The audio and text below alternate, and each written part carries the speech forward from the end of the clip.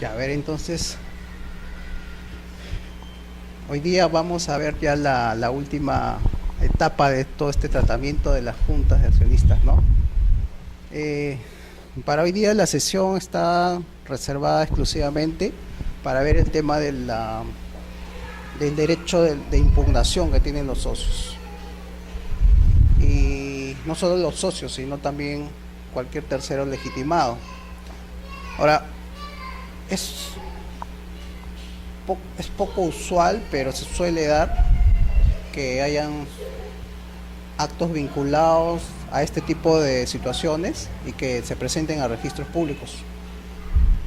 Pueden venir de sede arbitral como de sede judicial. Más son los actos vinculados por la misma legislación a las impugnaciones de tipo judicial. Arbitrales muy poco, visten laudos arbitrales que se inscriben en registros públicos, en el registro de personas jurídicas, pero más vinculados a derechos, a conflictos entre el accionista y la sociedad, que han sido pactados en el estatuto, la posibilidad de ir a un arbitraje y no ir al ámbito judicial. Esta ley ha regulado más el tema de la impugnación a nivel judicial que el tema de la resolución de conflictos entre socios y la sociedad en el campo arbitral. De ahí que haya más o menos unos 10, 11 artículos que tratan este tema, pero en el campo judicial. Me parece que falta un mayor desarrollo en el campo arbitral. Hay una ley general de arbitraje y depende de cómo se aplique, cómo los operadores quieran tenerla para efectos de resolver sus conflictos fuera de la vía judicial, ¿no? Pero en lo que atañe a esta exposición, vamos a ver el tema, cómo lo regula la ley. Dos artículos claves, el 139 y el 150. El 139 regula lo que podríamos mencionar como la anulabilidad de los acuerdos de junta de accionistas. Y el artículo 150 de la ley regula la nulidad de los acuerdos de junta de accionistas.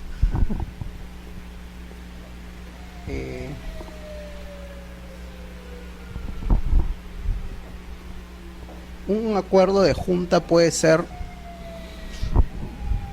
contradecir, puede contravenir la ley,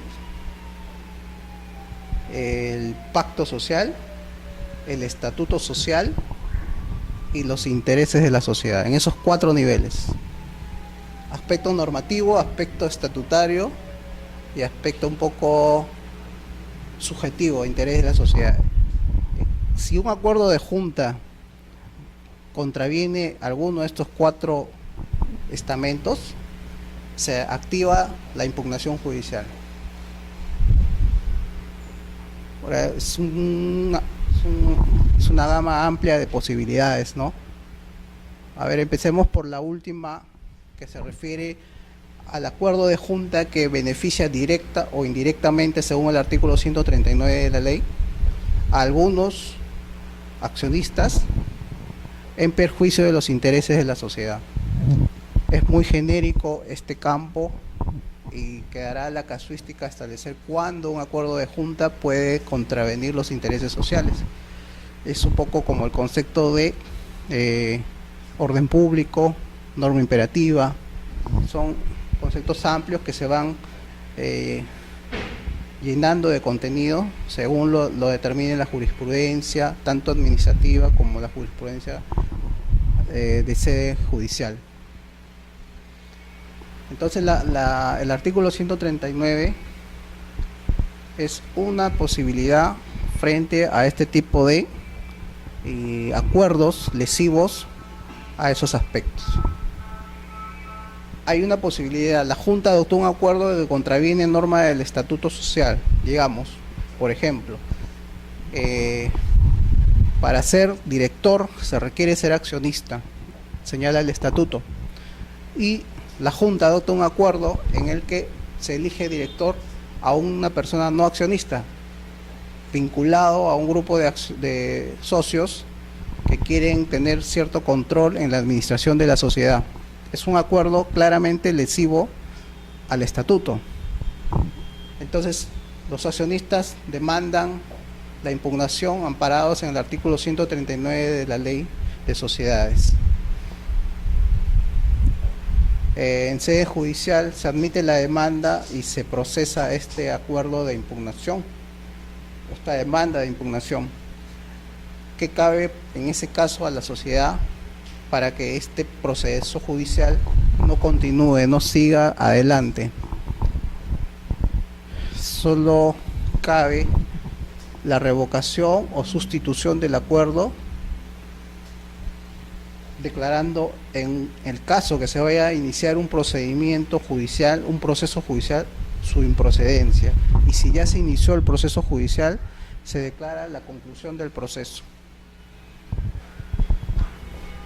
Es decir, adoptado el acuerdo lesivo, se puede revocar o sustituir, modificar adecuándolo, ya sea a la norma legal violada, al pacto social o al estatuto social.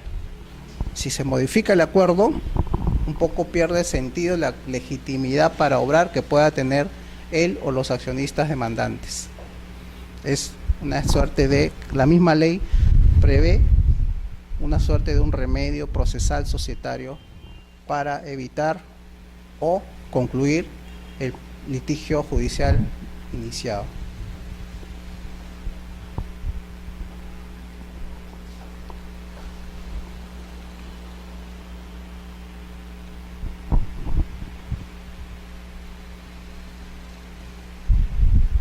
Justamente el segundo párrafo del artículo 139 señala que no procede la impugnación cuando el acuerdo haya sido revocado o sustituido por otro adoptado conforme a la ley, al pacto social o al estatuto. Este artículo es el central, el básico para este tema de la impugnación judicial. Tanto así que algunas personas, como en la lectura que les he dejado ahora para esta sesión, muchos critican la redacción de este artículo porque comparado con el artículo 150 pareciera que dijeran lo mismo. El artículo 150 habla de cuando el acuerdo es adoptado en contravención a una norma imperativa, y acá vemos que pueden ser impugnados los acuerdos de junta cuando sean contrarios a esta ley. Dentro del concepto de ley está contenido el concepto de norma imperativa. Entonces, puedo demandar por el artículo 139 y puedo demandar por el artículo 150. Pero ya al momento de revisar el artículo 150 vamos a ver que aparentemente hay una suerte de una redacción poco exacta o que puede llevar a confusión.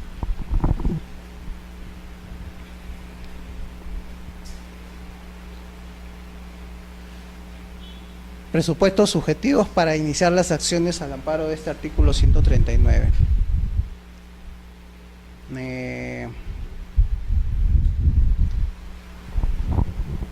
¿Quiénes pueden demandar, en otras palabras? En primer lugar, es un derecho de los socios importante el poder demandar judicialmente o arbitralmente, según se haya establecido en el pacto, los acuerdos que contravengan, como ya hemos mencionado, la ley, el pacto, el estatuto social o los intereses de la sociedad. Ahora, hay dos situaciones. El socio está presente en la junta. Obviamente, si está presente en la junta, tiene que dejar constancia en el acta de su desacuerdo con la aprobación del acuerdo que va a ser objeto de impugnación. El artículo 139 y siguientes de la ley en realidad tienen mucho de procesal. Son normas específicas, especiales frente a las normas del Código Procesal. En procesos judiciales de este tipo, los artículos de la ley van a primar frente al Código Procesal Civil. Esta parte es, digamos, procesal societario. O, por ejemplo, en este caso, hay que demandar, y lo que va a tener que apreciar el juez del proceso no bastaría con acreditar la calidad de accionista con el libro matrícula de acciones, sino que haya estado presente en la Junta, y no solamente presente, sino también que se haya dejado constancia de su oposición al acuerdo. Son varios requisitos. Estando presente, se opone, deja constancia de esto y está legitimado para luego demandar. No cabría iniciar un proceso del socio que, estando presente, vota a favor del acuerdo, luego lo impugna, o del socio que, estando presente, se abstiene de votar y luego impugna. El otro supuesto para su capacidad subjetiva para demandar sería el del socio que, estando presente y es impedido de poder ejercer su derecho de voto.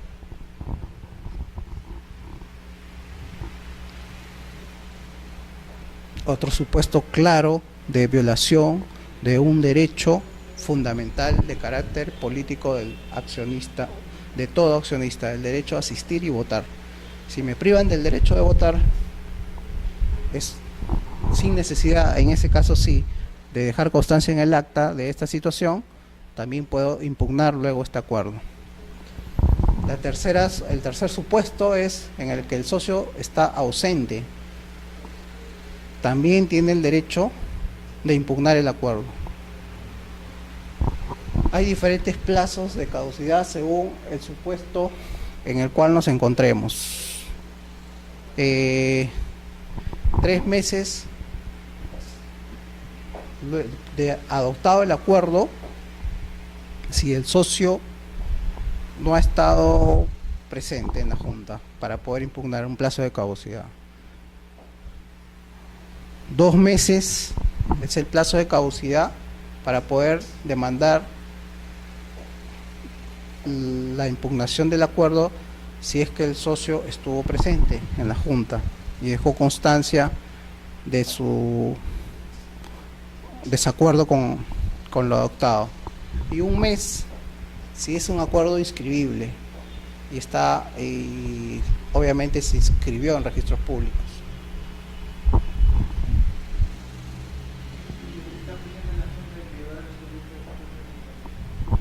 Si está presente en la Junta y se priva al accionista, se aplica el plazo de los 2 meses.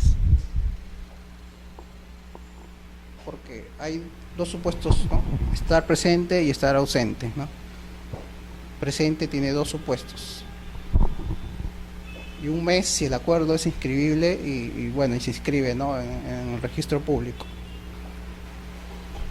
Ahora, los accionistas sin derecho a voto también pueden impugnar en estos supuestos cuando la Junta adopte acuerdos que impliquen afectación de sus derechos. Se activa en este caso la posibilidad de reunirse en Junta y votar el inicio del proceso judicial correspondiente de impugnación de acuerdo.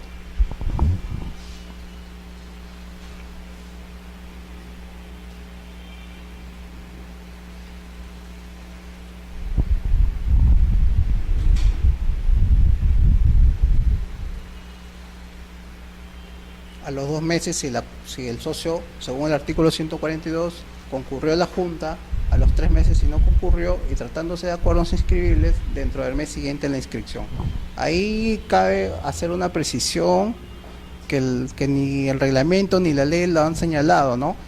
De acuerdo a las normas de registros públicos, los acuerdos se inscriben en una fecha, pero el título que origina la inscripción se presenta en otra fecha. Pueden pasar tranquilamente 45 días entre uno y otro momento. En ese caso, ¿qué fecha deberíamos tomar en cuenta para el plazo de caducidad? ¿La fecha de presentación del título o la fecha en que se extendió el asiento de inscripción? Porque tomar una u otra fecha implicaría que tu plazo ha vencido.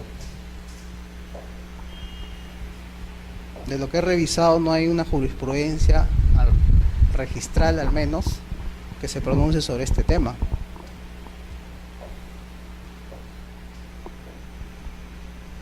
señala dentro del mes siguiente en la inscripción. Yo pienso que en ese caso, aplicando las normas registrales del caso, el plazo de caducidad para la impugnación de un acuerdo inscribible o inscrito en registros públicos tendría que ser a partir de la fecha de presentación del título.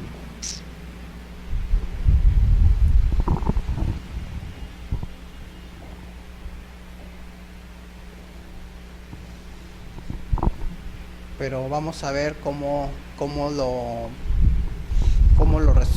se interpreta esta norma a partir de la jurisprudencia registral y judicial correspondiente, ¿no? Ahora, tenemos de un lado a estos accionistas que quieren impugnar y del otro lado a la sociedad, pero de acuerdo a la norma que vamos a revisar a continuación, el accionista que votó a favor del acuerdo puede intervenir en el proceso ayudando, coadyuvando, legitimación activa para poder con la sociedad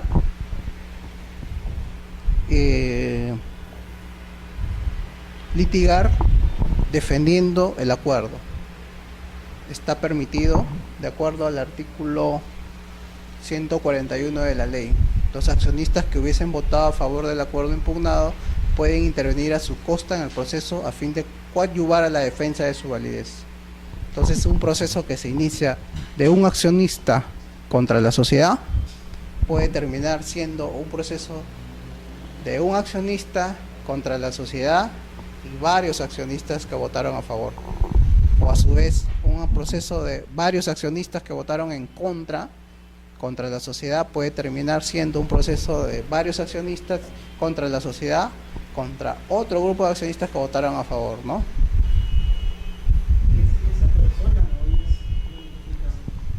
¿Perdón? Se pueden apersonar el proceso o también contestar la demanda conjuntamente con la sociedad. Hay dos posibilidades procesalmente, ¿no? Creo que en una se llama legitimación activa originaria y en la otra legitimación activa derivada, me parece. No recuerdo bien el término, pero en un proceso uno puede desde el inicio defender una pretensión o también coadyuvar apersonándose al proceso. La ley no hace el distingo, simplemente dice pueden intervenir en el proceso a fin de coadyuvar a la defensa. De acuerdo al tenor del artículo 141, esta intervención en el proceso podría darse desde el inicio como una vez iniciado este proceso judicial.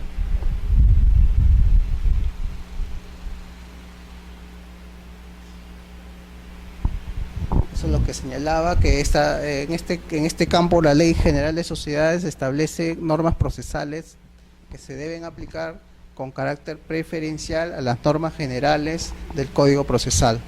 Ahora, para la aplicación del artículo 150 de la ley, que es el caso que había mencionado de nulidad de acuerdos, se aplicaría el proceso de conocimiento, que es el proceso largo. Para el proceso abreviado están los del artículo 139. Y específicamente para el tema referido a defectos de convocatoria y quórum que les mencioné la vez pasada, eran temas que daban lugar a una tacha sustantiva del título. Para ese tipo de defectos fundamentales opera el proceso sumarísimo por ser un proceso en teoría más rápido, más expeditivo. Tenemos 3 días. En este campo también es un poco una suerte de una falta de sistemática, pero tener 3 procesos para de repente o 2 tipos de procesos para situaciones similares. La ley se entiende que lo que ha querido es que para este tipo de acuerdos lesivos al quórum y convocatoria, y aún así se llevan adelante, se ha querido darle una solución rápida, porque de lo contrario solamente hubiéramos tenido dos tipos de procesos. La nulidad del artículo 150 es proceso de conocimiento, y todas las demás serían procesos abreviados. Pero la ley ha optado por esta triple establecimiento de vías procesales para ejercer este derecho de impugnación. Así lo señala el artículo 143. ¿Qué juez es el competente? Ya hemos visto. Entonces, sujeto activo, ¿quiénes pueden demandar? Plazos de caducidad, ¿en qué plazos los pueden hacer? ¿Cuál es la vía procesal correspondiente? Y en este caso, el juez competente. El juez competente es el juez del domicilio social. El domicilio social, por definición de la propia ley, es el lugar en el cual la sociedad realiza sus operaciones.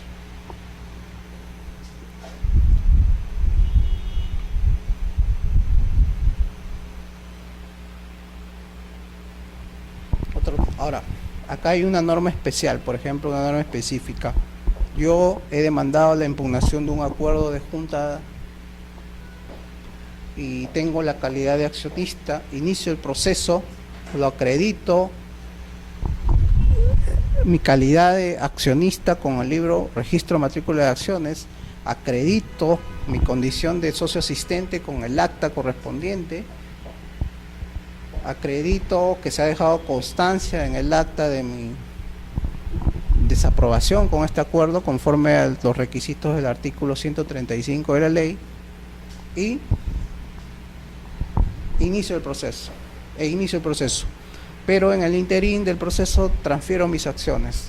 Esto normalmente no debería dar lugar a que el proceso concluya, pero tratándose de un proceso de impugnación societario, la ley ha previsto que esta situación de pérdida parcial o total de la calidad de accionista va a determinar la culminación del proceso.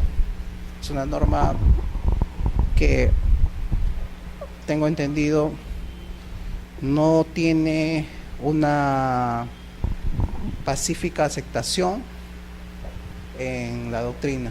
Algunos se inclinan a favor de que el proceso continúe, otros a favor de que el proceso concluya. Nuestra ley ha optado por el segundo supuesto. Si el accionista transfiere sus acciones total o parcialmente, el proceso concluye inexorablemente.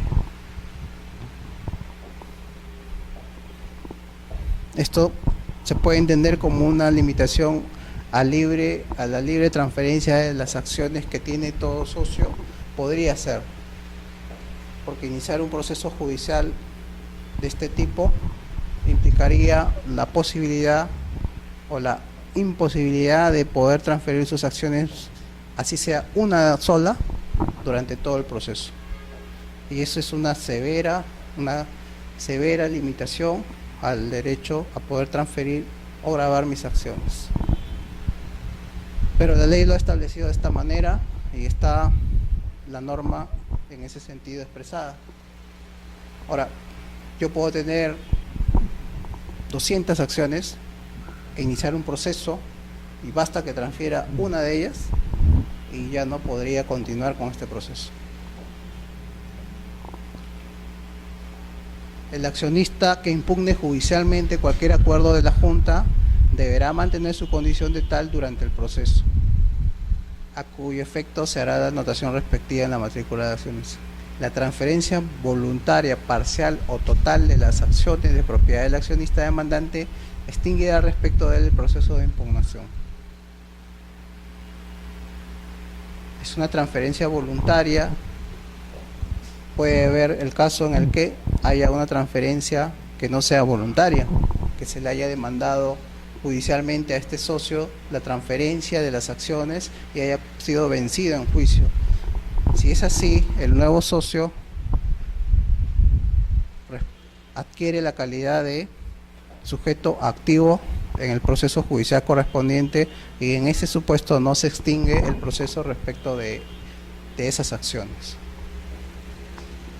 Ya hemos mencionado, puede ser una transferencia parcial o una transferencia total.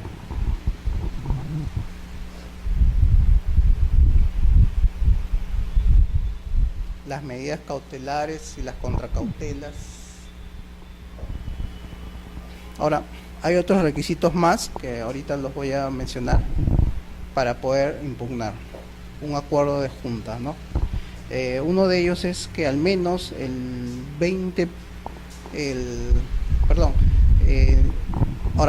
pero al momento de pedir la suspensión tenemos dos posibilidades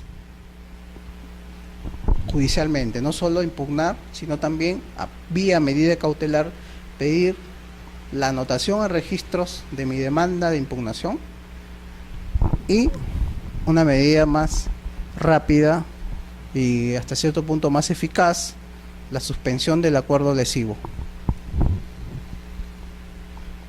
Ambas son medidas cautelares reguladas en el Código Procesal Civil. Si opto por la medida cautelar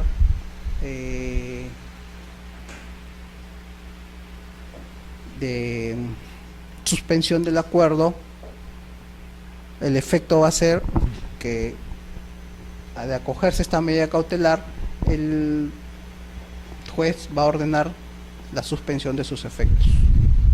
Casi tiene la misma eficacia que una sentencia final, porque si en registros públicos está inscrito un directorio y este directorio ha sido objeto de una demanda de impugnación y se obtiene una medida cautelar de suspensión del acuerdo correspondiente a la elección de este directorio, para todos los efectos este directorio va a quedar suspendido registralmente en sus funciones.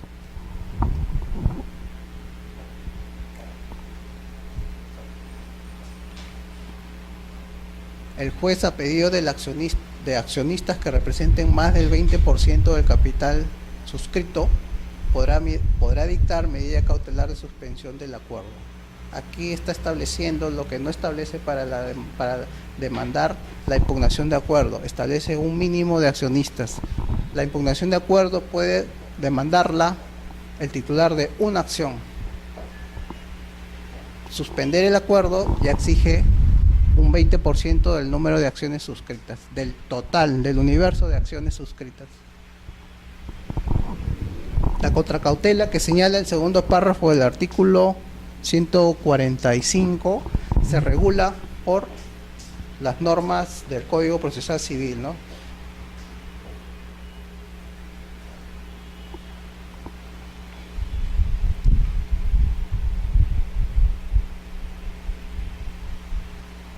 El artículo 147 es la otra medida cautelar de anotación de demanda en registros públicos. El efecto que tiene la anotación de demanda es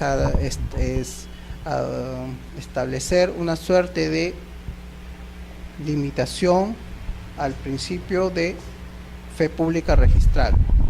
Si yo tengo inscrito en registros públicos el nombramiento de un gerente con ciertas facultades para representar a la sociedad y a continuación existe una medida cautelar en virtud de la cual se anota en registros la demanda de impugnación de este acuerdo del nombramiento de gerente, yo voy a contratar con este gerente, pero si más adelante ese acuerdo en virtud del cual se designó al gerente y se le otorgó facultades se declara nulo, yo no voy a poder alegar buena fe en el acto celebrado con el gerente. Mi buena fe de alguna manera estaría supeditada, estaría limitada a la anotación de esta demanda. Es una advertencia que ese acto que se está demandando su impugnación en el Poder Judicial puede ser ineficaz. Ese es el efecto que tiene anotar la demanda de impugnación de acuerdo en la partida registral de la sociedad. En el asiento correspondiente de esta medida cautelar debe señalarse claramente el acto inscrito que está siendo objeto de cuestionamiento en sede judicial.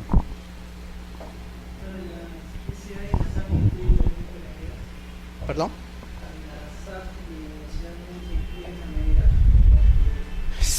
Viniendo de sede judicial, se inscriben todo tipo de medidas, porque para las sociedades inclusive hay una excepción al principio de tracto sucesivo. Por ejemplo, si el juez ordena anotar una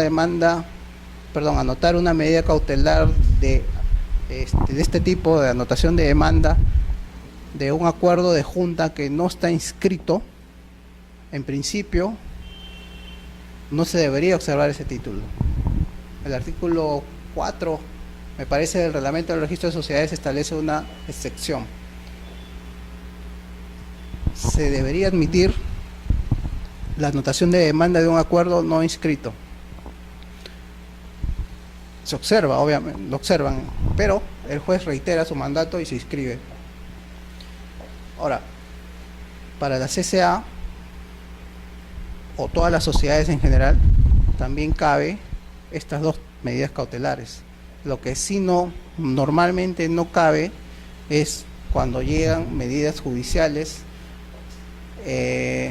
relativas a las acciones en una SA, en una SAC, porque ¿en qué registro se inscribirían este tipo de medidas cautelares o resoluciones judiciales, tratándose de SA o de SAC?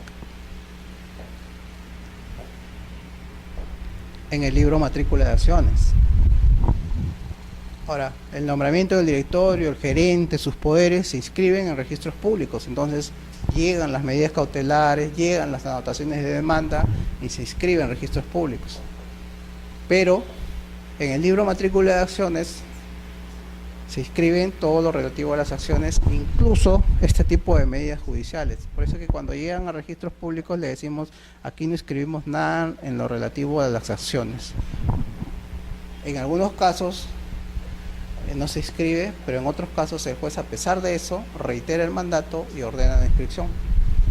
Por aplicación del artículo correspondiente de la Ley Orgánica del Poder Judicial, tenemos la obligación de acatar la disposición judicial correspondiente, ¿no? Entonces, respecto de las medidas judiciales, hay dos situaciones a tener en cuenta. Primero, que respecto de ellas hay una excepción al principio de tracto sucesivo, en virtud del cual yo puedo, como juez, solicitar que se inscriba la impugnación de un acuerdo que no está previamente inscrito. Y segundo, que todas las medidas cautelares judiciales o arbitrales o administrativas relativas a las acciones de una sociedad se inscriben en el libro matrícula de acciones. No es un acto inscribible en registros públicos. Entonces,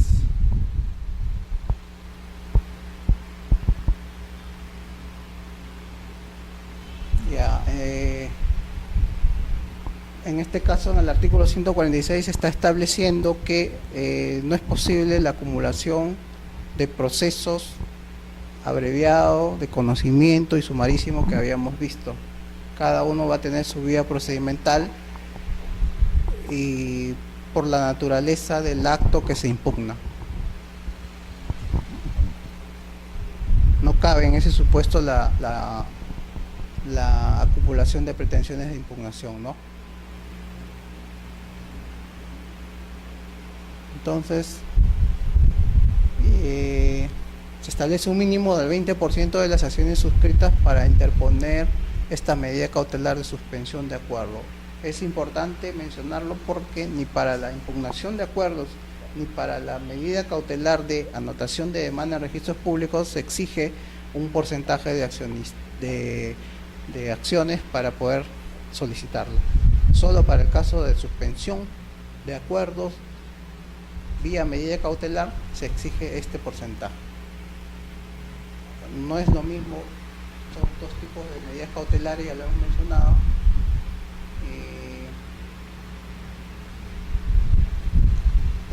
Hay un supuesto en el cual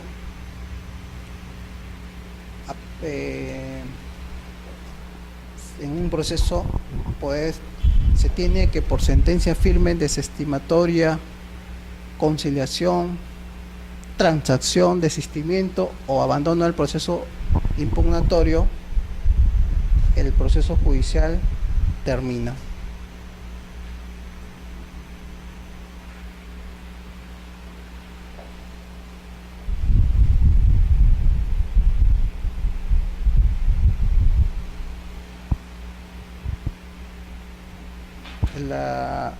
Aquí en el artículo 148 de la ley hay una aplicación directa del artículo 2014 del Código Civil.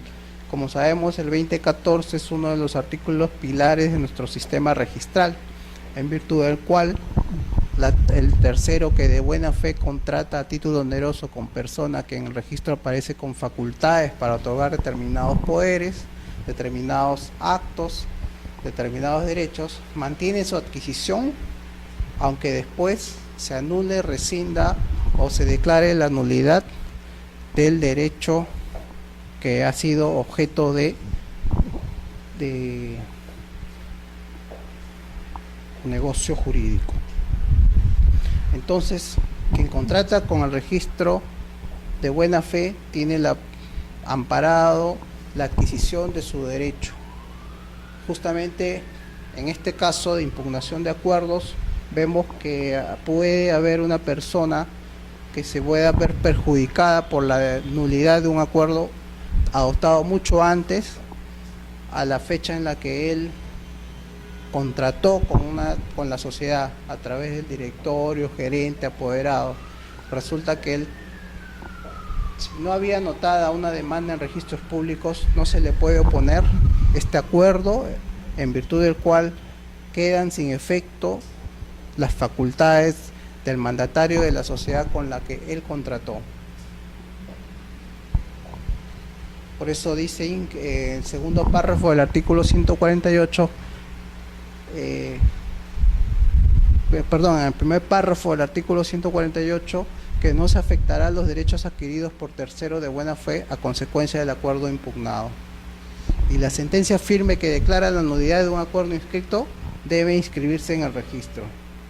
Claro, la sentencia firme en realidad lo que está diciendo en este segundo párrafo del artículo 148 es la sentencia que no ha sido impugnada o la sentencia que ha quedado consentida o ejecutoriada. Consentida es porque simplemente no se estableció ningún mecanismo de impugnación contra ella pudiendo hacerlo. Y firme porque ya no cabe acudir a otra instancia más de la que ya el ordenamiento legal ha establecido para ella, ¿no? Entonces este tipo de sentencia trae ese efecto, doble efecto. Primero, a pesar que un socio votó a favor de un acuerdo y es vencido en juicio, es vencida en juicio la sociedad por el socio que impugnó este acuerdo, va a afectarlo a él y a todos los demás socios que votaron a favor del acuerdo. Y si no se publicitó en registros esta impugnación judicial, este cuestionamiento judicial, el acuerdo no va a afectar a los terceros que adquirieron amparados en la buena fe del registro. Tiene un doble efecto.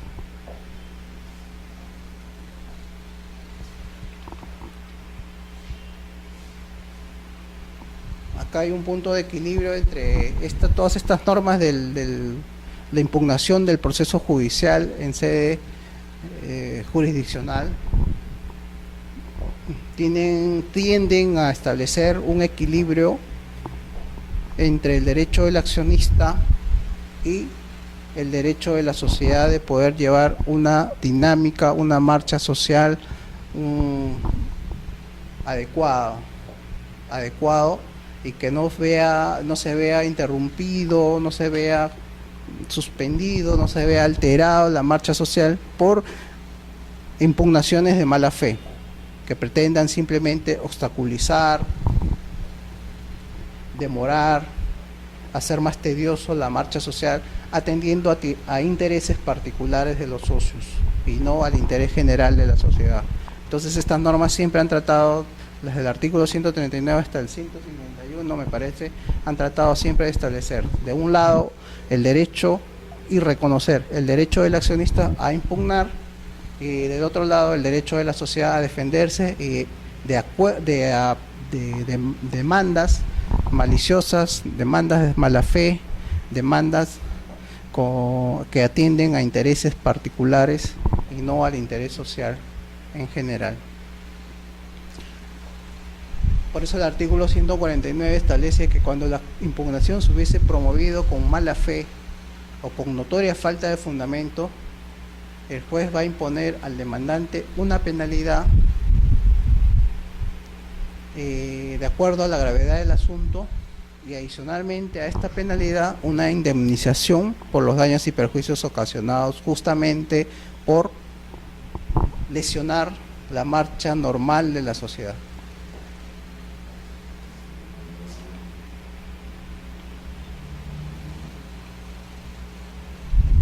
El artículo 150 es el otro artículo base que algunos consideran que activa el derecho a impugnar en los casos de nulidad de acuerdo.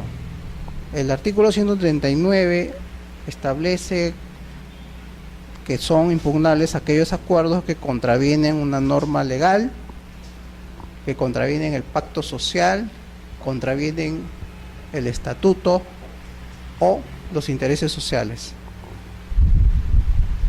El artículo 150 regula la impugnación de los acuerdos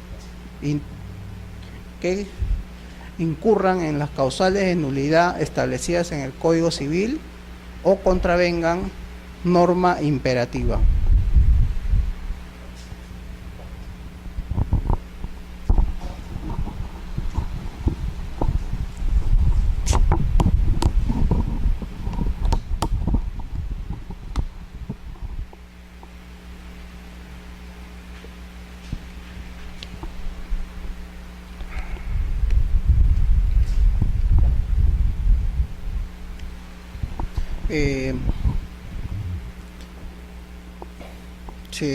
Ejemplos de casos de nulidad que pueden ser demandados al amparo del artículo 150 pueden ser, por ejemplo, el acta que ha sido fraguada totalmente, nunca hubo sesión, nunca hubo junta, simplemente se redactó un acta apócrifa, un acta que, de ser promovida la demanda judicial correspondiente, debe ser encausada en base a lo dispuesto en el artículo 150 de la Ley General de Sociedades, porque es un acto nulo.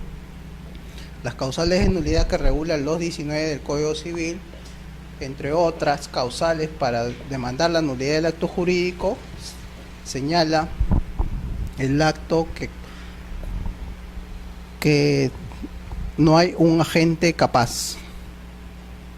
En este caso no ha habido la voluntad de la Junta General para expresarse a través de un documento. Por lo tanto, es un acuerdo viciado de nulidad. También un acuerdo que no cuenta con el quórum necesario para poder adoptar un acuerdo, contraviene la norma imperativa del 125 y 126 de la Ley General de Sociedades. Sería un acuerdo nulo. Pero como habíamos visto, hay una vía procedimental específica para aquellos acuerdos que violen normas relativas al quórum y a la convocatoria.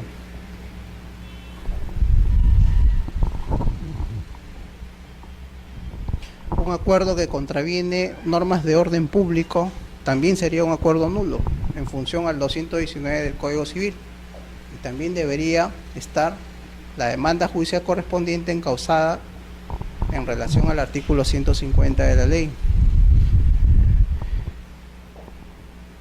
Y también sería nulo el acuerdo de junta en la que el acta ha sido alterada. Si bien es cierto, se celebró la junta, se aprobaron los acuerdos, se firmó el acta, pero el secretario del acta realiza alteraciones a la misma, quitándole el valor documental que ésta tiene como reflejo de la asamblea realizada, como reflejo de la voluntad expresada por los accionistas en junta.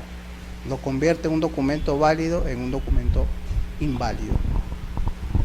Ahora, en los supuestos del 219 del Código Civil, por ejemplo, objeto física o jurídicamente imposible, un acuerdo de junta que pretende vender bienes que no son de su propiedad o son bienes de dominio público.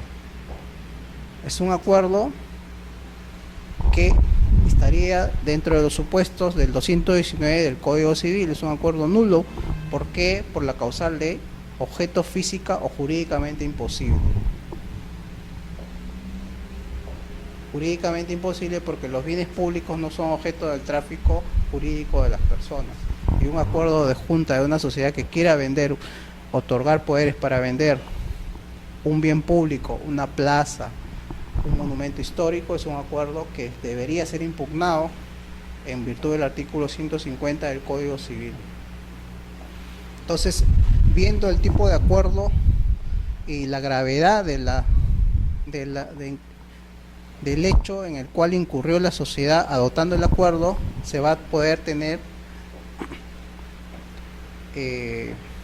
una visión más clara de qué vía adoptar, la del 139 o la del 150.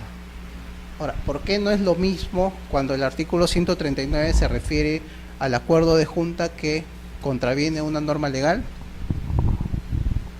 con lo que establece el 150, el acuerdo de junta que contraviene norma imperativa? ¿No estaría subsumido? Uno es lo general y lo otro es lo específico.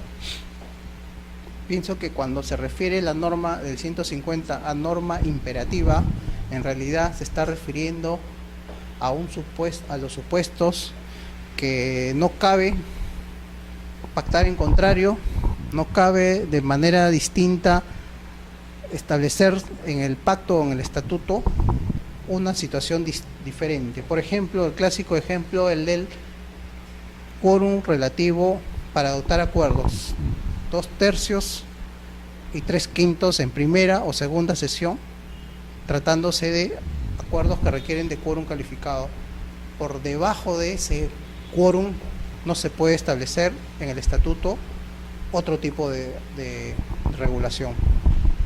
De establecerse sería un acuerdo que contraviene una norma imperativa y por lo tanto no podríamos demandarlo en virtud del 139, porque si bien es cierto estamos violando una norma legal, estamos violando una norma legal de carácter imperativo.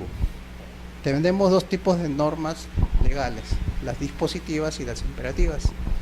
Todas aquellas que señalen en su texto está prohibido, no es posible, no cabe pacto en contrario, es nulo, con este tipo de afirmaciones, son normas que se reconocen como imperativas. Cuando se viole este tipo de normas, cabe accionarla en virtud del artículo 150 de la Ley General de Sociedades. En cambio, el artículo 139, al hacer referencias al acuerdo de junta que viola una norma legal de manera general, se estaría refiriendo también a unos acuerdos que, sin ser de carácter imperativo, contravenirlos puede dar lugar a una impugnación amparados en el artículo 139 de la ley. Digamos que la gravedad de la violación de la norma va a determinar que este acuerdo pueda ser demandado, impugnado, según el 150 o el artículo 139 de la ley. Adicionalmente, no pueden ser lo mismo, regular lo mismo, porque el sistema jurídico no puede regular para un mismo supuesto dos vías procedimentales diferentes, dos sujetos procesales diferentes, dos plazos de caducidades diferentes, ¿no? Entonces no pueden estar regulando lo mismo el 139 y el 150 al momento de referirse a el supuesto en el cual la Junta, a través de un acuerdo, viola una norma legal. En la lectura que les he dejado para esta sesión, ahí van a poder ver un poco por qué no regulan lo mismo el 139 y el 150.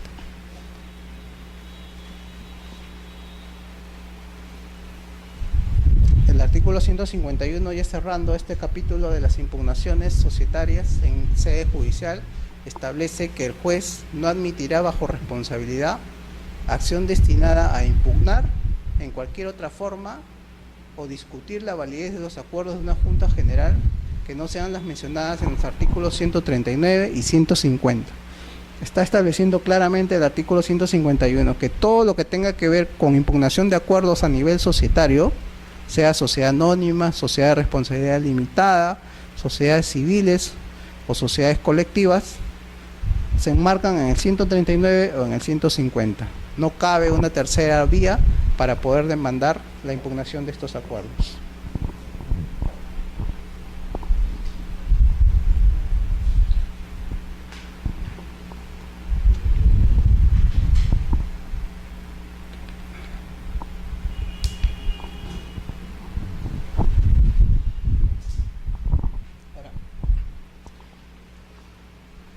Hasta aquí es el aspecto legal.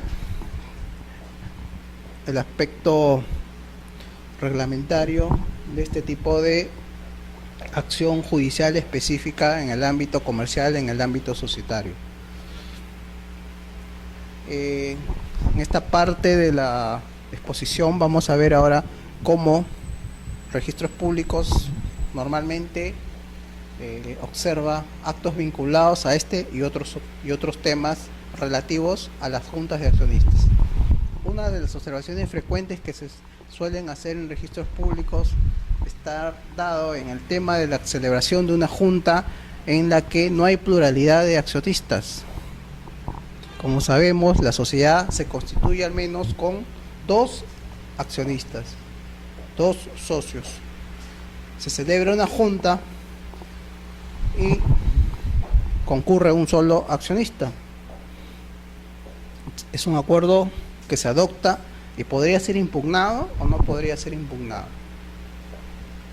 Hay un solo accionista titular si es titular de no todas las acciones, es claro que ahí no es la universalidad y por lo tanto se debe acreditar la convocatoria a los accionistas ausentes, ¿verdad? Pero si concurre un solo socio con la titularidad de todas las acciones, no hay más socios.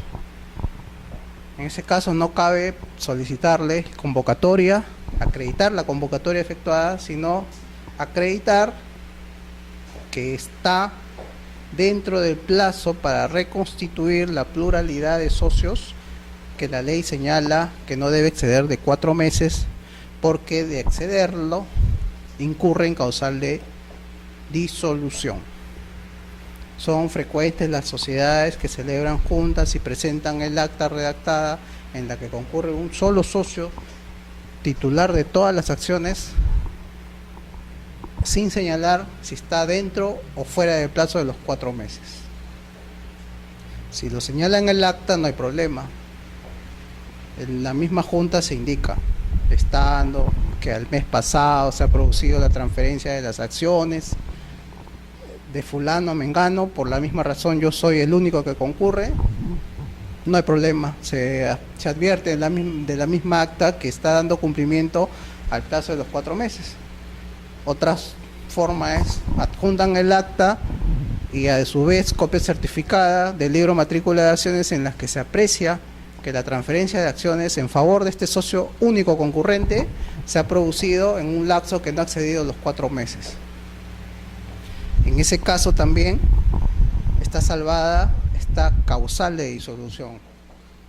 Y una tercera forma es cuando se presenta el acta, hay un único accionista titular de todas las acciones y se adjunta una declaración jurada con firma legalizada del gerente general indicando que no ha transcurrido el plazo de 4 meses señalado en el 407 de la Ley General de Sociedades, me parece, Por lo tanto, no se ha incurrido en causal de nulidad. ¿Y por qué se acepta este tipo de declaraciones juradas del gerente? Porque el gerente es el encargado de llevar los libros y actas de la sociedad y es la persona que puede dar fe que esto es efectivamente conforme lo está declarando. Entonces, para tal situación se prevén algunas observaciones y la forma de subsanar las mismas, ¿no? En especial para este tema de la falta de pluralidad en las actas de juntas de accionistas. La firma del acta por todos los socios concurrentes es una aplicación directa del artículo 135 de la Ley de Sociedades. Habíamos establecido que para la Junta Universal en la cual están reunidos todos los accionistas, sea porque espontáneamente se reunieron o porque se convocó y todos llegaron a la asamblea, en cualquiera de los dos supuestos, estamos hablando de una Junta Universal. A partir de una resolución del tribunal se estableció una diferencia. Si nos reunimos todos espontáneamente, todos tenemos la obligación en virtud del 135 de firmar el acta. Pero si nos reunimos todos porque nos convocaron a través del diario, a través de esquelas u otro medio de convocatoria y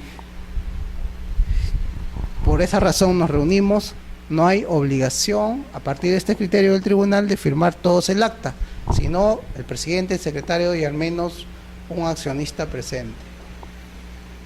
Fuera de esta interpretación, la aplicación directa del artículo 135 obliga a que en una Junta Universal el acta sea firmada por todos los presentes, incluyendo al presidente y al secretario de la Junta. Este tipo de observaciones es frecuente en registros públicos porque se omite en el acta la suscripción de los accionistas, de todos los accionistas concurrentes.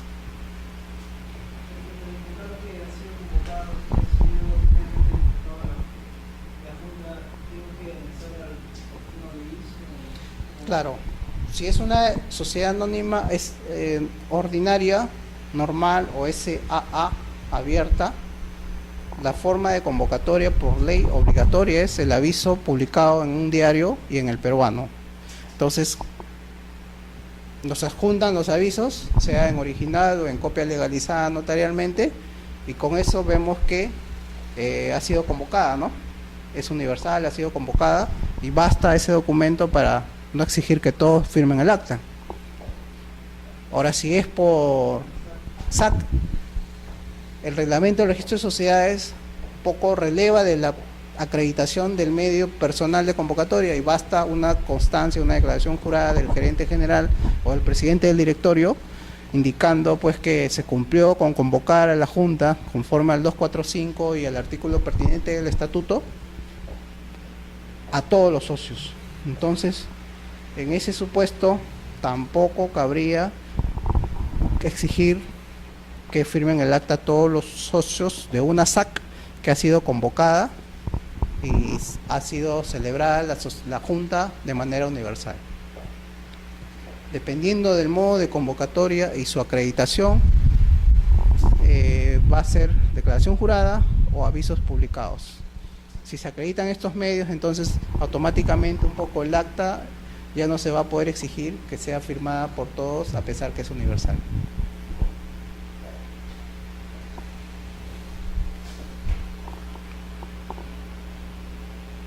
Consignar esta observación también viene por aplicación directa del artículo 135 de la Ley de Sociedades. ¿Por qué es importante consignar el acta? Porque de esta manera tenemos una idea cabal de si estamos frente a una junta universal o no, si estamos ante una junta que requiere de convocatoria obligatoriamente o no.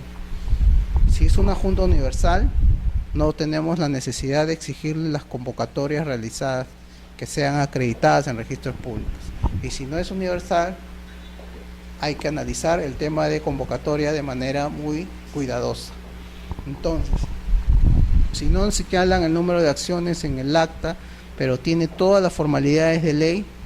Ese acuerdo de junta no se puede inscribir en tanto no se acredite el número de acciones que han concurrido, porque no tenemos sobre esa base la forma de establecer el quórum. Y si no podemos establecer el quórum, tampoco podríamos indicar si es un acuerdo válido. Podrán mencionar que los accionistas presentes, fulano, sutano, mengano, son quienes detentan la universalidad de las acciones, pero nosotros no tenemos la forma de saberlo, si no es cuando se señale cuántas acciones son de propiedad de cada uno de ellos, para contrastar de la sumatoria de estas el número que se encuentra inscrito en la partida registral de la sociedad.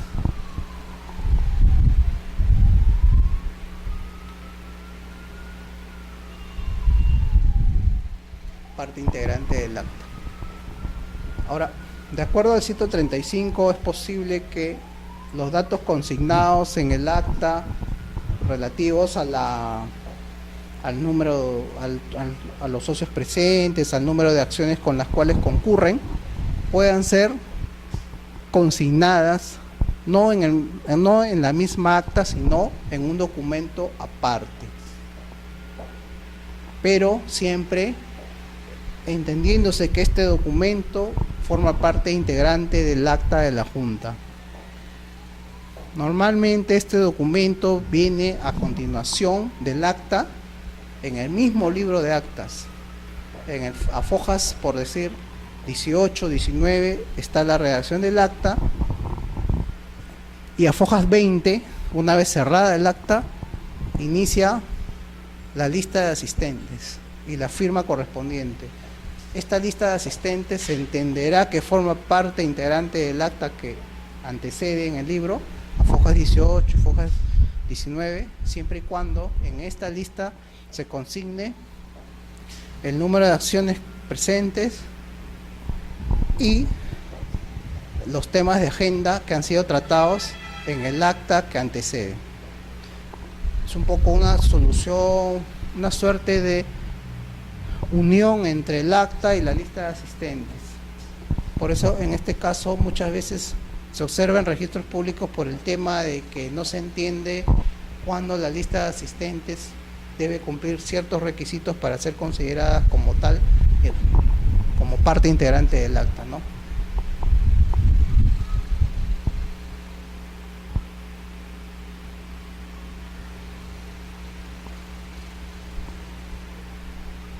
En la última parte de la observación se establece: como podrá advertirse, la excepción opera únicamente si existe una lista de asistentes suscrita por los accionistas, la cual debe contener como datos esenciales el número de acciones y los temas a tratar. La lista de asistentes que no cumple estos requisitos no va a ser considerada parte del acta. Por lo tanto, a esa acta le está faltando un elemento o dos elementos fundamentales: la firma del acta y el número de acciones presentes. Esos datos pueden constar en una lista de asistentes, siempre y cuando se cumplan con los requisitos que establece el 135 de la ley. Si no cumple esos requisitos, el acta adolece de ese defecto y la lista de asistentes no se considera parte integrante de esta. Esto sucede mucho en empresas de transportes, en las que tienen una gran cantidad de socios y no todos, y no hacen su relación de socios presentes al inicio de la junta. Simplemente hacen un detalle que al final del acta se van a consignar los socios presentes y la suscripción del acta correspondiente vía una lista de asistentes, pero muchas veces omiten señalar en esta acta de asistencia con cuántas acciones concurrió cada socio, y eso un poco le quita, un poco no, de hecho le quita uno de los dos requisitos que debe contener esta lista de asistentes para ser considerada como tal.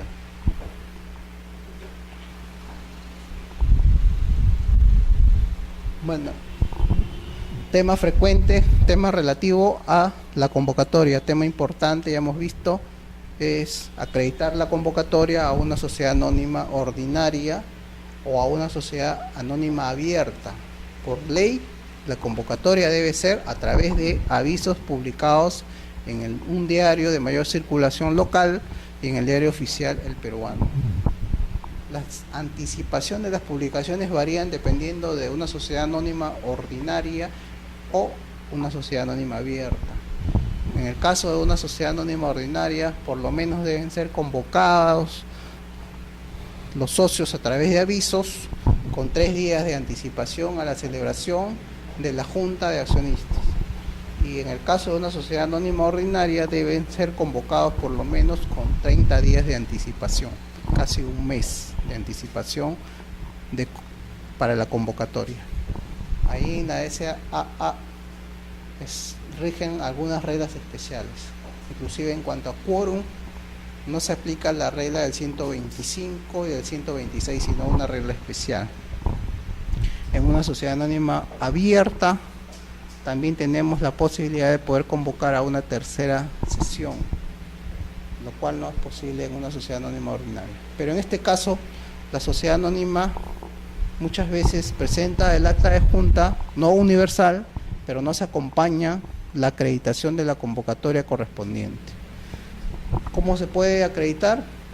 Presentando los ejemplares de los avisos de manera original o a través de una copia certificada, legalizada, mejor dicho, notarial, de los avisos correspondientes, en los cuales conste la fecha de presentación, la fecha de publicación, y bueno, la sociedad que convoca, el órgano que se está al que se está llamando, es decir, a la Junta, el lugar, la hora, la fecha, los temas a tratar, la posibilidad de una segunda convocatoria en el mismo aviso y el órgano que convoca.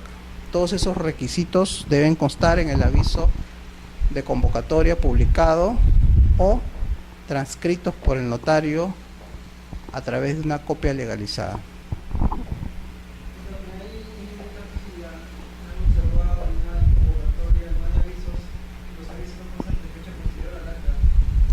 No, obviamente no pueden ser de fecha posterior porque no habría convocatoria. Sería nulo inclusive. Se tacharía porque si no hay aviso de convocatoria y se acreditan con avisos posteriores, el acuerdo en el reingreso, digamos, el título va a ser tachado. Porque en una primera observación no vamos a saber si hay convocatoria o no, ¿no? Se presenta en vía de subsanación con los avisos y vemos que la fecha es posterior a la fecha de celebración de la Junta y ese acuerdo jurídicamente es nulo y registralmente va a dar lugar en el procedimiento a la tacha del título. Otro supuesto de tacha es cuando en una SAC, en la misma acta, señalan los socios que han convocado a través de avisos. Verificado el estatuto, no se ha establecido como formalidad adicional de convocatoria los avisos. Entonces, que han convocado a través de un medio que legal ni estatutariamente está permitido, en una SAC. Entonces también da lugar a la tacha del título, a pesar que tiene convocatoria, pero la han hecho a través de los diarios, debiendo haberlo hecho a través de esquelas o cualquier medio de notificación personal.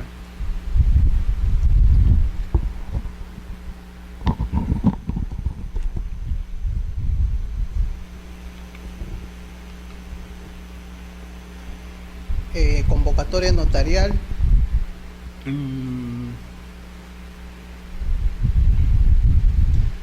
La convocatoria notarial y judicial ahora están equiparadas. El socio puede solicitar en determinados supuestos que el juez del domicilio social o el notario del oficio correspondiente al domicilio social puede realizar la convocatoria.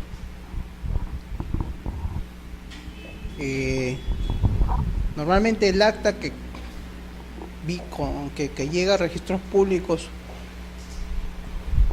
primero, habiendo sido convocada en sede judicial, viene acompañada de los actuados judiciales en el cual el juez ordena realizar la convocatoria para una determinada fecha y la misma se ha celebrado y se adjunta a los actuados judiciales el acta de la Junta General. En cambio, cuando viene de sede notarial, al acta generalmente se adjunta los actuados notariales protocolizados, en virtud del cual el notario ha realizado la convocatoria, y se adjunta esa documentación al acta correspondiente de la Junta. Vemos aquí dos tipos de instrumentos: el acta de un lado y el actuado judicial o notarial, en virtud del cual se sustituye al órgano que debió haber convocado, directorio o gerente general según sea el caso, y se ha convocado a la junta de accionistas correspondiente. Son dos supuestos que ahora prevé la ley. En sede notarial o en sede judicial, convocar a través de los procedimientos establecidos para este efecto, ¿no?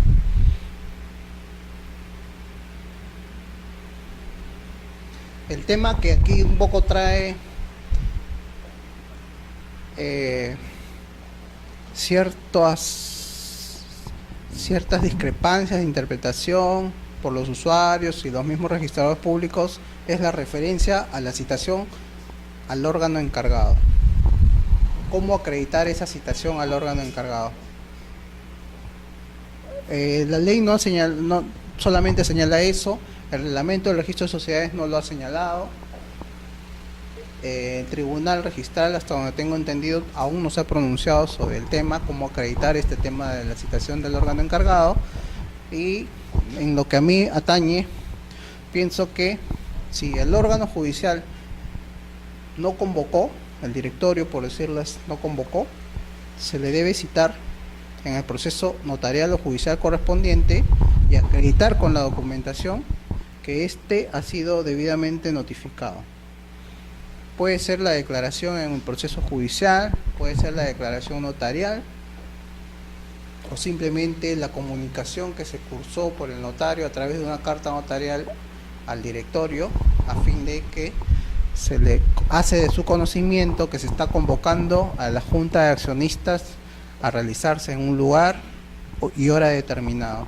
En realidad, la gama de poder acreditar si se citó o no a este órgano es amplia, y por lo tanto, eso sí, no se puede dejar de lado esa obligación que hay de convocar de todas maneras a quien en su defecto se está recurriendo a la vía judicial o notarial correspondiente.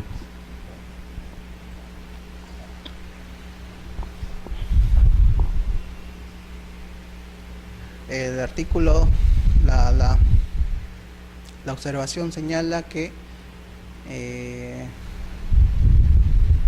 el juez o el notario va a tener que señalar el lugar y hora de la reunión, ¿no? Objeto, quien la preside. En el presente caso no se advierte de la documentación anexa al título ni de los avisos de convocatoria que se haya cumplido con citar al órgano competente para efectuar la mencionada convocatoria. Justamente lo que les mencionaba, el tema de la citación al órgano competente. Una suerte, creo yo, la ley ha previsto ese parrafito, esas palabritas, como una suerte de evitar que en realidad los accionistas recurran al juez o al notario sin haber recurrido, de repente, en la realidad de los hechos, al órgano encargado de convocar, directorio o gerente general. Por eso es que, a pesar de que hay que cumplir ciertos requisitos para acreditar al juez o al notario que yo he cumplido con solicitarle al órgano que convoque a junta y no ha querido, no ha podido, la ley adicionalmente señala que ya en el proceso correspondiente se acredite aún así la citación al órgano que debe convocar antes que ellos inclusive. Transferencia de acciones, ya lo he mencionado varias veces, no es un tema que se inscriba en registros. Ojo, diferente al tema de transferencia de participaciones, que sí es un tema que se ve y se ve bastante en registros, sea de sociedad civil, sea de sociedad colectiva, sea de sociedad responsabilidad limitada. Ese es un acto inscribible, calificable en registros. Si implica la transferencia de participaciones, modificación del cuadro de socios o el número de participaciones, se debe otorgar adicionalmente la escritura pública correspondiente. Y a su vez, como es modificación del estatuto o del pacto social, va a requerir de requisitos de quórum calificado y mayorías calificadas para adoptar el acuerdo. Todo lo relativo a las acciones se inscribe en el libro matrícula de acciones. Sí.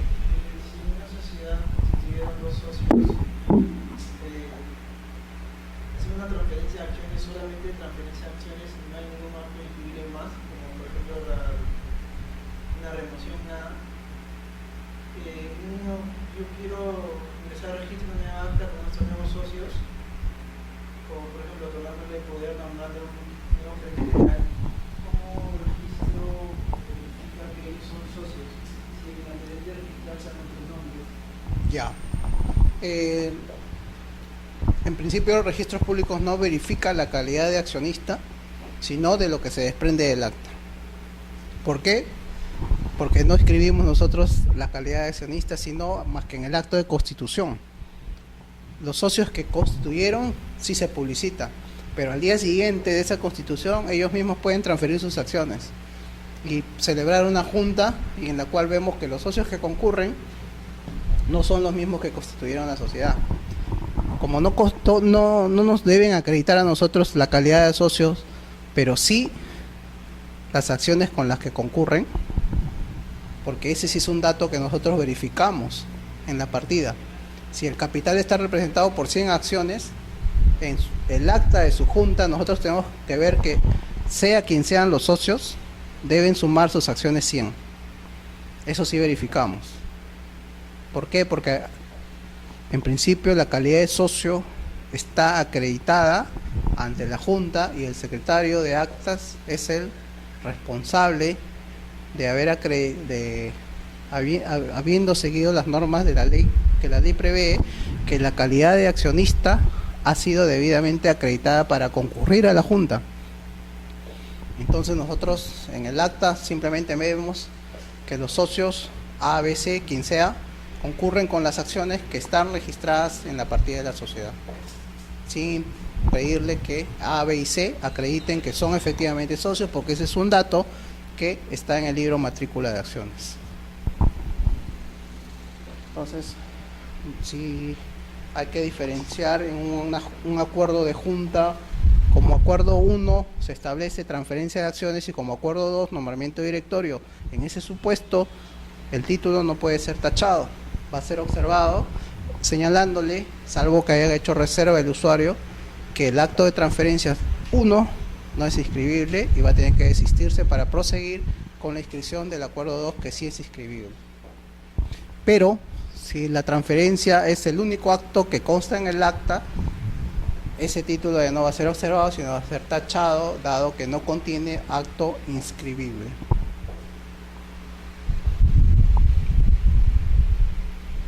Aprobación del acta de la Junta de Accionistas también es un caso en el que se aplica directamente el artículo 135 de la Ley de Sociedades.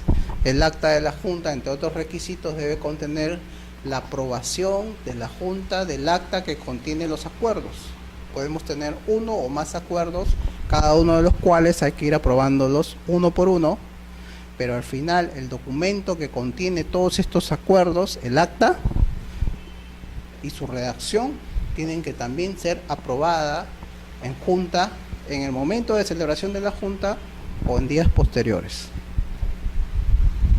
Es un supuesto, como ya hemos mencionado en alguna oportunidad, distinto a la aprobación de los acuerdos contenidos en el acta. Es la aprobación de toda el acta. Otro requisito. ¿Por qué? Porque a partir de la aprobación del acta, de acuerdo a lo dispuesto en el 135 de la ley, esta surte todos sus efectos, por lo tanto tiene el efecto probatorio correspondiente de la verdad de la realización de la Junta de Accionistas. Esto es lo que le explicaba. Para el caso de una SRL, que es muy parecido a una SAC, la forma de convocatoria legalmente prevista es el medio personal, las esquelas de convocatoria, notificación por correo, la notificación personal, llámele como quiera, el estatuto. En consecuencia, la inobservancia de esta forma de convocatoria va a dar lugar a la tacha del título por un defecto insubsanable.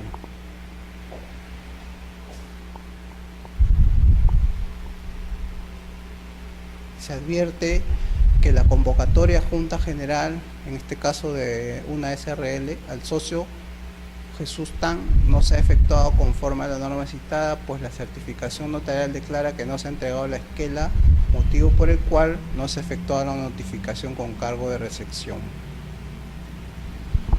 En relación a esta observación, el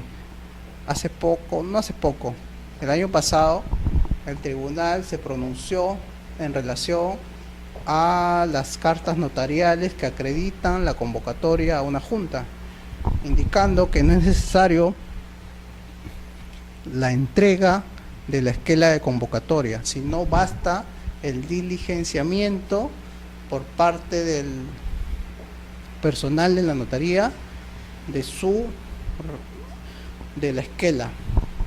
Si se ha cumplido con convocar y se ha llevado a cabo la diligencia, esto es suficiente para entender convocado al socio.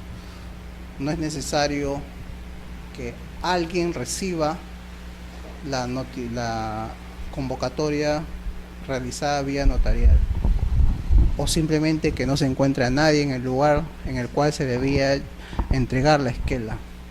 De acuerdo a este criterio del tribunal, basta con que se haya diligenciado la entrega notarial de la esquela de notificación para la convocatoria junta para que se entienda cumplido el requisito de haber convocado al socio. En esta observación se cuestiona el hecho de que no consta que la esquela haya sido entregada. Entonces, con este criterio, que no es de carácter obligatorio, se podría decir que este tipo de observación ya no cabría.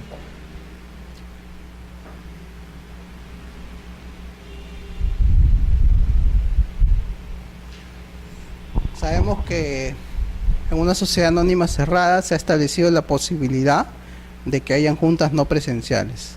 En sus requisitos se aplica el 135 de la ley para las formalidades del acta. Pero como no es presencial,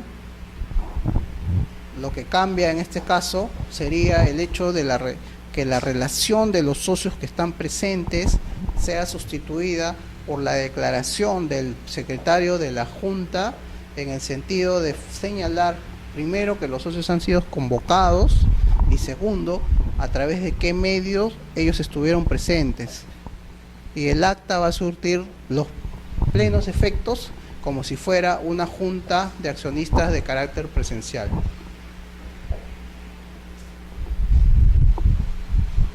En la observación se le indica que no se ha señalado el medio utilizado para la manifestación de voluntad de la socia no presente, doña Rosina Isabel Abadía Juane.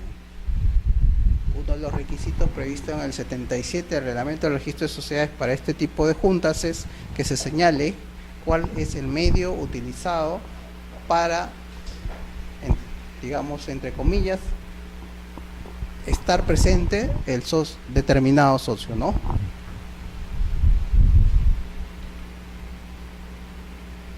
En virtud del artículo 14 de la ley 31 del Reglamento del Registro de Sociedades, todo mandatario, director, gerente, apoderado, liquidador, administrador en general, en su designación debe consignarse su nombre completo y su documento de identidad, sea DNI o cualquier otro que lo identifique como persona.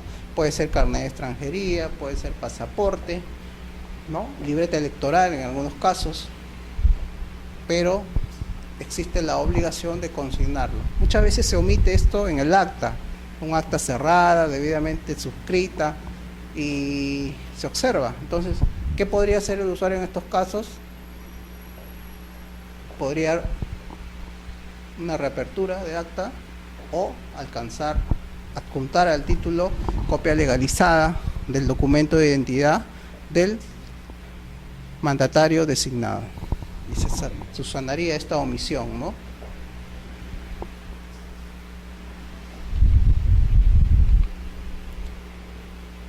Justamente en relación a este tema, tenemos el relativo a los poderes que se otorgan al cargo.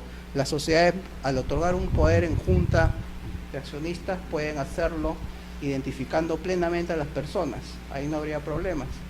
Pero en el supuesto que no identifican a una persona determinada, esto más bien vendría a ser una suerte de una modificación estatutaria que se rige por otras normas, escritura pública, quórum calificado. Entonces, las juntas cuya acta no señala específicamente el nombre y documento de identidad de las personas que lo van a ejercer estos poderes, van a ejercer este cargo, podría ser susceptible de alguna observación como de este tipo, ¿no?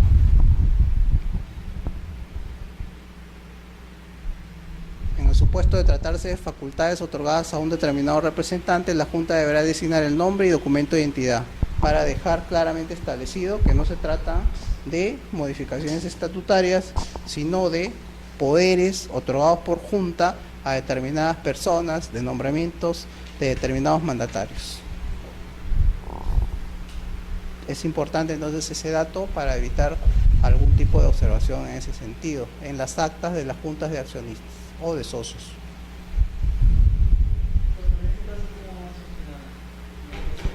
En ese caso, cabría, creo yo, la reapertura de acta.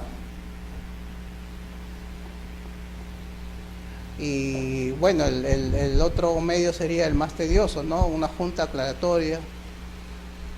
Pero para fines prácticos se abre nuevamente el acta y se indica que los poderes que anteceden, ¿no?, han sido otorgados en realidad a favor de fulano, mengano, con documentos de identidad tal.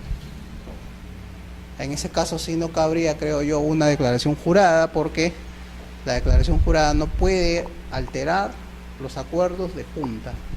La declaración jurada siempre va a ser un reflejo o una derivación de los acuerdos de juntas, pero nunca modificar los acuerdos de junta. Una declaración jurada que intenta señalar que en realidad los poderes fueron otorgados a fulano mengano no cabría, si no se desprende claramente del acta. Y de esa manera se evitaría pues la aplicación de las normas que implican, que suponen una modificación del estatuto, ¿no? Formalidad para el otorgamiento de poderes. Sabemos que la copia certificada notarial es el instrumento idóneo para acreditar los poderes otorgados en junta de accionistas. La copia legalizada debe ser rechazada de plano. Da lugar a una observación a fin de que se subsane el efecto advertido y se presente la copia certificada notarial. La copia simple hoy, en virtud del artículo 43 del Reglamento General de los Registros Públicos, va a dar lugar a una tacha del título, la tacha especial. No cabe la presentación de documentos en copias simples, y entonces muchas veces se confunde entre copia certificada notarial y copia legalizada notarial.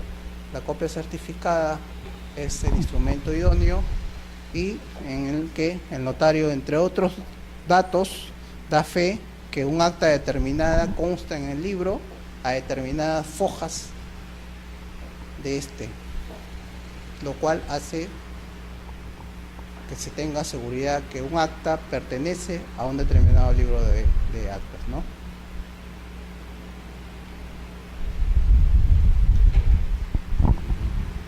Bueno, ya como tercer punto para hoy día, les había también mencionado un grupo de normas que a veces pasan desapercibidas, pero que son importantes al momento del estudio del tema que hemos venido viendo en estas 4 sesiones, que son las juntas de accionistas y su regulación en la ley de sociedades.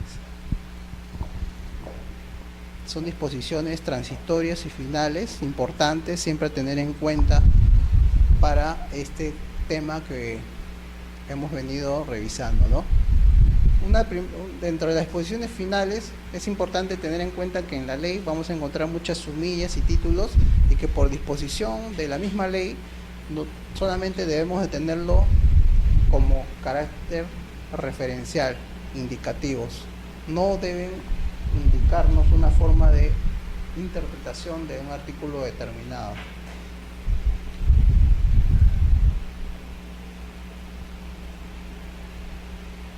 Al entrar en vigencia la ley de sociedades, todas las sociedades, inclusive las que estaban constituidas antes de su vigencia, en el año 98, van a quedar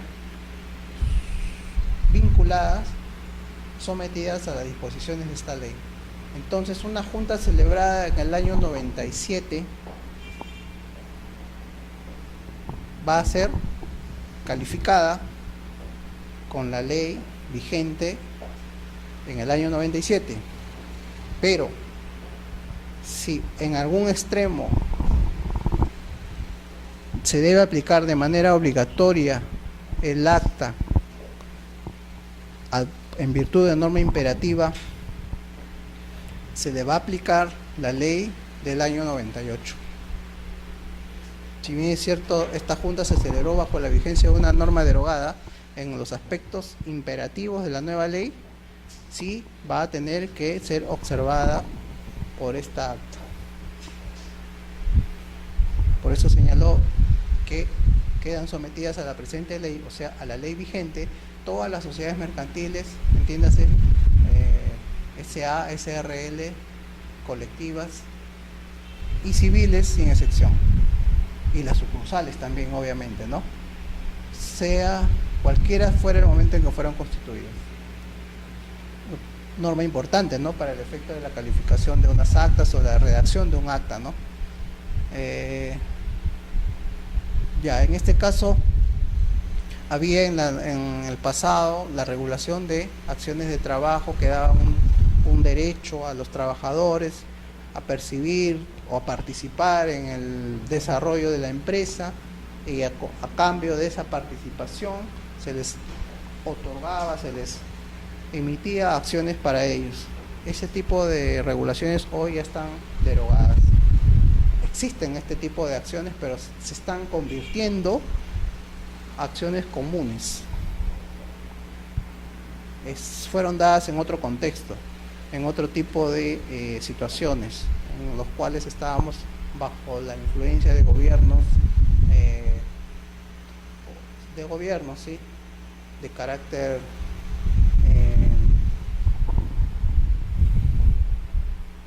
social, no liberal, como podríamos decir estamos ahora. Estamos en una situación en la cual el trabajador como tal se le reconocía derecho inclusive a participar en el accionariado de las empresas. Ahora, ese tipo de acciones en la actualidad todavía subsisten, pero se están extinguiendo por la conversión que se le hace al trabajador de sus acciones de trabajo por las acciones comunes. Entonces, cuando vean en un acta acciones de trabajo, entiéndase que en realidad se están refiriendo a las hoy denominadas acciones comunes, o las acciones al portador también, ¿no?, que también están en proceso de extinción. Esto es para efectos del cobro de derechos en registros públicos. Esta disposición establece que las sociedades que no adecuaron su estatuto a la entrada en vigencia de esta nueva ley lo pueden hacer con el beneficio de tener los derechos registrales reducidos en un 50%.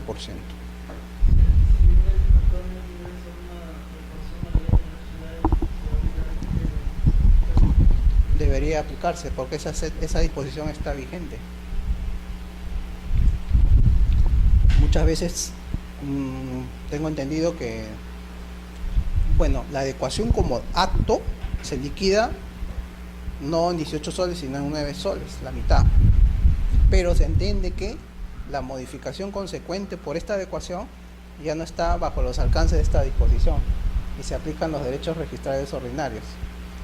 Entonces solamente 18, entonces solamente el acto de adecuación, que es meramente declarativo, ahí nomás se le aplica.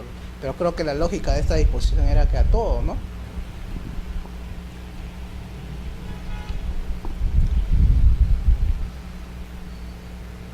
es importante entender a partir de cuándo está vigente esta ley, 1 de enero del año 98, y en sus disposiciones transitorias,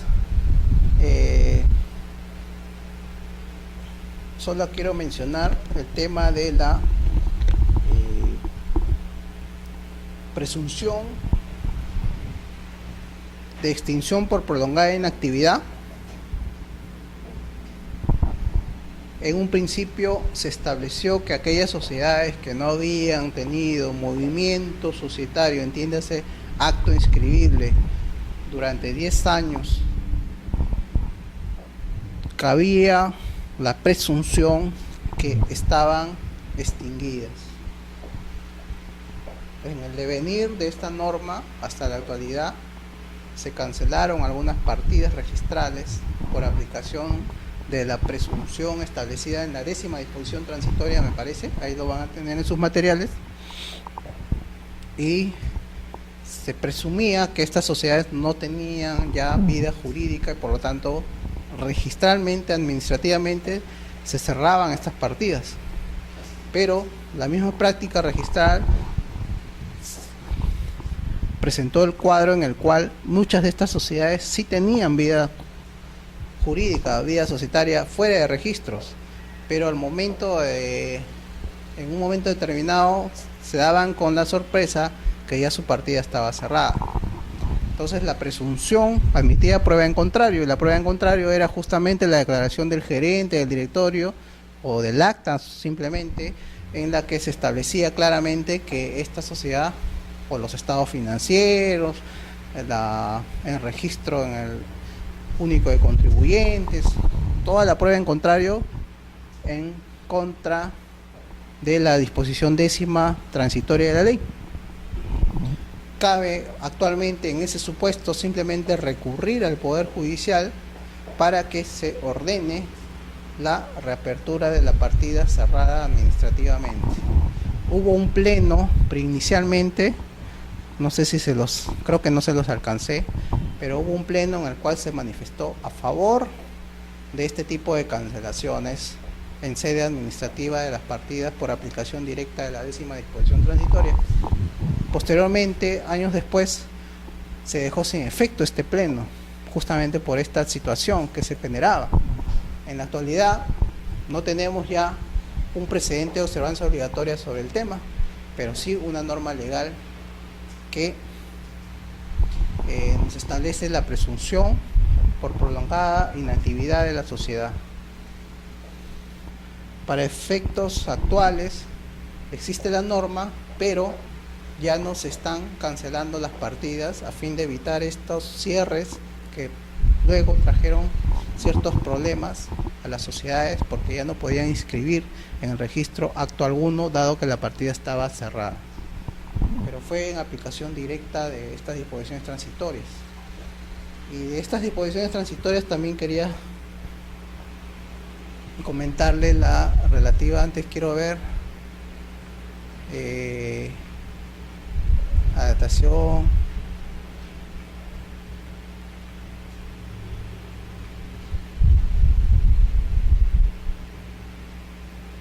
ya este es el caso de las sociedades con plazo de duración vencido.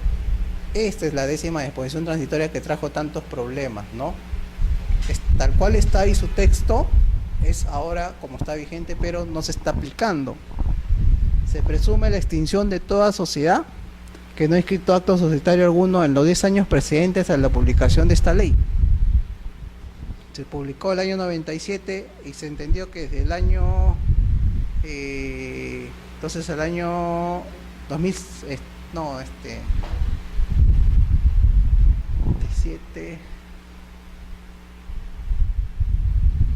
1987, ¿no? Anteriores a la publicación de la norma, que fue en el año 97.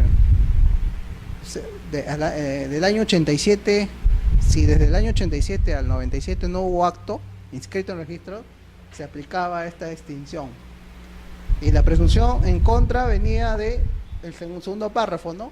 Cualquier socio, acreedor de la sociedad, administrador, puede solicitar que no se aplique esta presunción, presentando una solicitud a registros públicos, ¿no? cerraban las partidas, y si se presentaba esta solicitud de alguna persona con legítimo interés señalada en este párrafo, ya no se cerraba la partida. O sea, era la prueba en contrario. Esta presunción era una presunción relativa, admitía la prueba en contra. Pero por aplicación del primer párrafo, se cerraron algunas partidas de las sociedades inscritas en registros públicos, ¿no?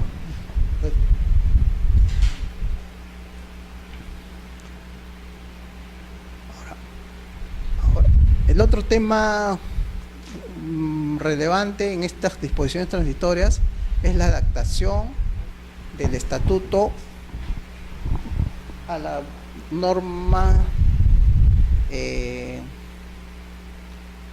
a la Ley General de Sociedades vigente.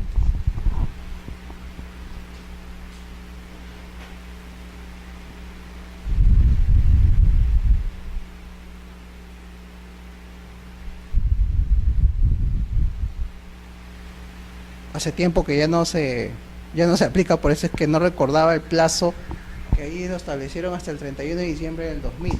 ¿Qué pasa? Al entrar en vigencia esta ley, se estableció un plazo, como los ven ahí, para que las sociedades adapten su pacto, su estatuto, y las sucursales también adapten su estatuto a las disposiciones, al menos las disposiciones imperativas de la nueva ley.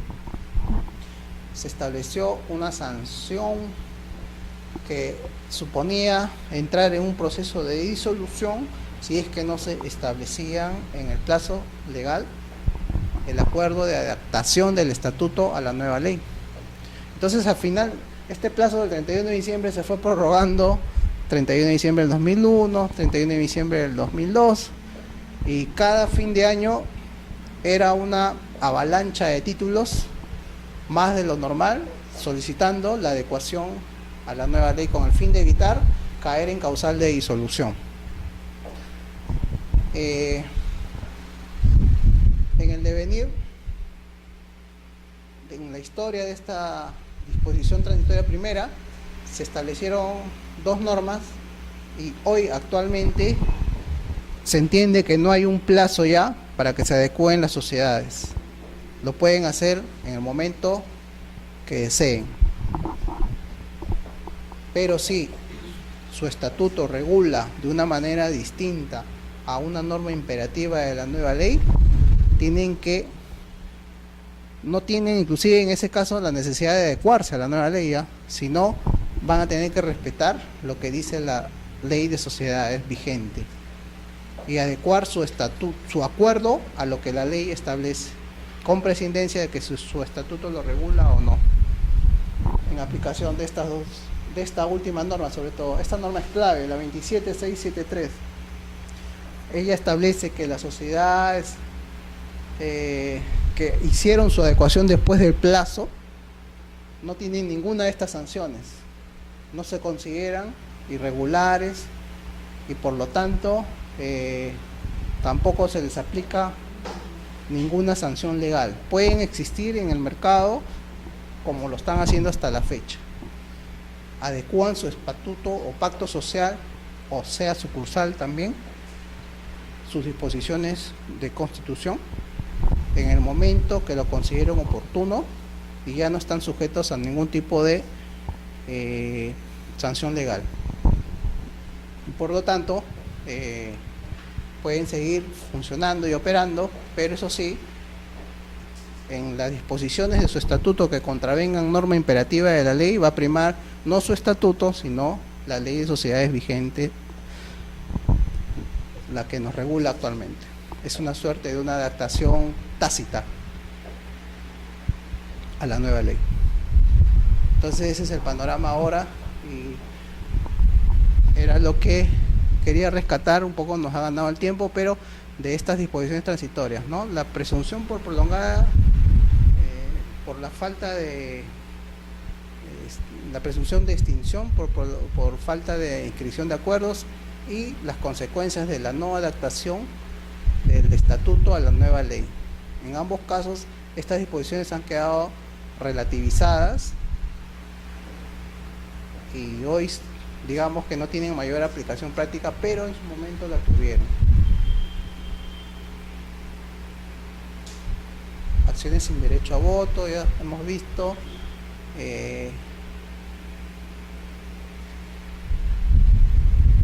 Y esta disposición, por último, la disposición aquella que establece que las sociedades con plazo de duración vencido, bueno, están en curso según un supuesto de disolución de pleno derecho, ¿no? Nada más, por si acaso. Cualquier duda, consultas en relación a este y otros temas que hemos visto, me pueden hacer llegar a través del correo que estoy mencionando ahí. ¿Alguna pregunta? Tenía un caso sobre que se cierra la partida y se tiene que recurrir al Poder Judicial para confirmarla. ¿Tendría algún caso adicional que nunca vendrá más adelante? Claro,